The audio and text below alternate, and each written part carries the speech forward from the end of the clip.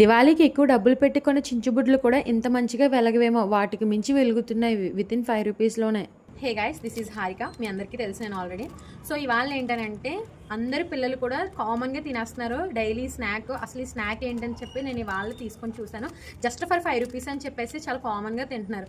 అసలు ఈ ఫుడ్ ఎంత డేంజరస్ తెలుసా? నేను రియాలిటీలో చూపిస్తాను, ఒకసారి చూడండి.